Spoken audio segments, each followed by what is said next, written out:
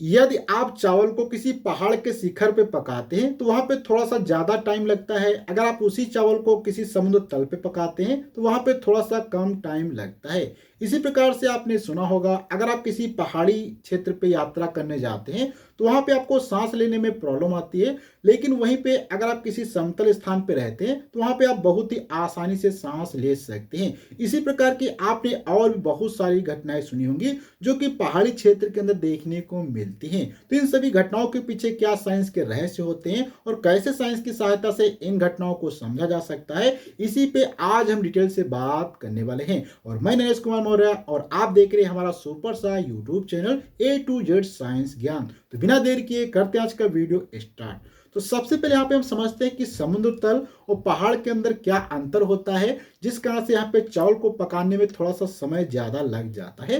तो यहाँ पे सबसे पहले हम समझते हैं कि हमारा, जैसे कि सपोज करो यहाँ पे ये हमारा समुद्र हो जाता है, ये हमारा क्या है, वाटर है। ठीक, समुद्र क्या है, एक पानी से बना हुआ है जिसके अंदर बहुत सारा पानी क्या होता है, भरा रहता है। तो ये हमारा यहाँ पे क्या हो जाएगा, समुद्र हो जाएगा। यहाँ पे हमने क्या कर दिया, इसको समुद्र बना दिया। अब इस समुद्र से कुछ ऊंचाई पे पहाड़ होते हैं, जो कि आपने देखा होगा इस प्रकार से पहाड़ होते हैं। तो यहाँ पे पहाड़ अर्थात यहाँ पे आप देखेंगे हाइट क्या है, धीरे धीरे बढ़ती जाती है, क्योंकि जो भी ऊंचाइयों को नापा जाता है वो सभी क्या है, ऊंचाइयां इस समुद्र तल से ही नापी जाती हैं। तो यहाँ पे सपोज करो ये हमारा यहाँ पे है ऊंचाई, कुछ यहाँ पे है, कुछ यहाँ पे, कुछ यहाँ पे है। तो ये हमारी यहाँ पे H1 ऊंचाई हो जाती है, ये H2 ऊंचाई हो जाती है, ये H3 हो जाती है। इसी प्रकार से यहाँ पे आप देखेंगे जितनी ऊंचाइयां बढ़ती जाएंगी उसी प्रकार से यहाँ पे आपको समुद्र से बढ़ते जाएंगे।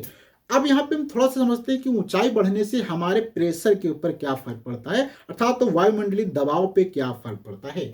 तो हम सभी जानते हैं कि वायुमंडलीय दबाव क्या होता है, जो कि हमेशा वातावरण का कुछ गैस वगैरह होती है सभी, वो थोड़ा सा नीचे ज्यादा पाई जाती है, ऊपर कम पाई जाती है। तो जहां पे जितनी ज्यादा गैसें पाई जाती है वहां पे वायुमंडलीय दबाव ज्यादा होता है।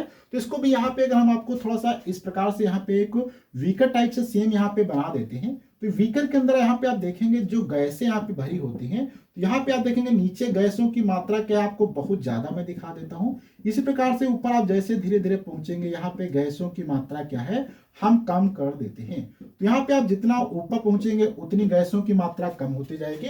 अर्थात यहाँ पे आप दाब देखेंगे तो यहाँ पे दाब जो है यहाँ पे आपको सबसे ज्यादा देखने को मिलेगा। दाब मतलब प्रेशर। तो यहाँ पे नीचे स्थान पे प्रेशर आपको सबसे कम मिलेगा, वहीं पे जितनी हाइट बढ़ेगी प्रेशर आपका घटता जाएगा।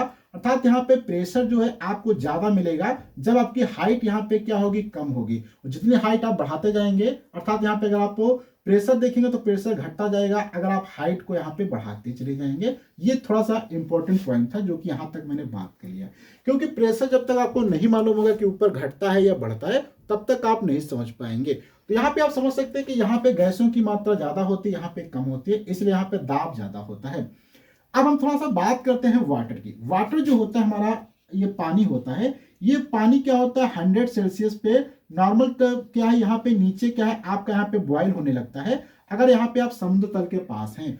वहीं पे अगर आप इसके ऊपर थोड़ा सा और बढ़ते जाएंगे तो ये जो होता है आपका 100 सेल्सियस से क्या होता है, कम टेम्परेचर पे ही क्या करने लगता है, बॉयल करने लगता है। जैसे कि 90 हो सकता है, 95 हो सकता है, 85 हो सकता है। अर्थात जितनी ऊंचाई पे पहुंचेंगे उतने कम टेम्परेचर के ऊपर ही क्या होता है, यहाँ पे आपका जो होता है ये पानी बॉयल करने लगता है। अब यहाँ तक आपने समझ लिया, यहाँ पे 100 सेल्सियस पे बॉयल करेगा, यहाँ पे आपका 100 सेल्सियस से कम पर ही बॉयल करने लगेगा।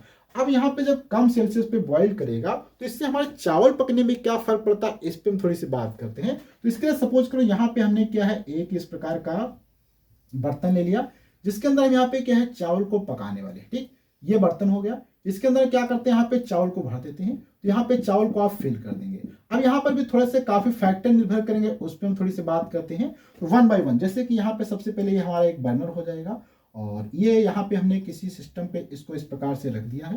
ठीक, यहाँ पे ये हमने क्या है, इसको रख दिया। अब इसमें यहाँ से बर्नर को जब आप यहाँ से चालू करेंगे तो ये हमारा बर्नर है, इस प्रकार से यहाँ पे गैस सिलेंडर से कनेक्ट कर दिया।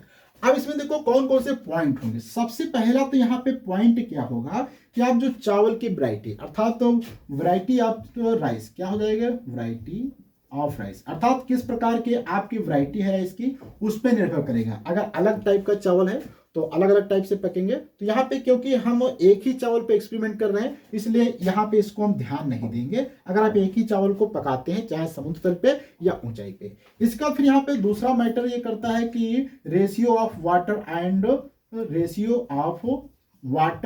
Rice, water and rice. तो इसमें भी हम क्या करेंगे, जितना पानी यहाँ नीचे मिलाएंगे समुद्र तल पे उतना ही ऊपर मिलाएंगे, इसलिए हमारे लिए ज्यादा फर्क नहीं डालेगा।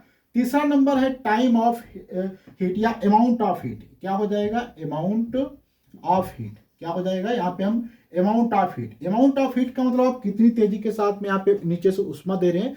क्योंकि हम यहाँ पे सेम उष्मा देने वाले इसलिए भी हमारे लिए मैटर नहीं करेगा।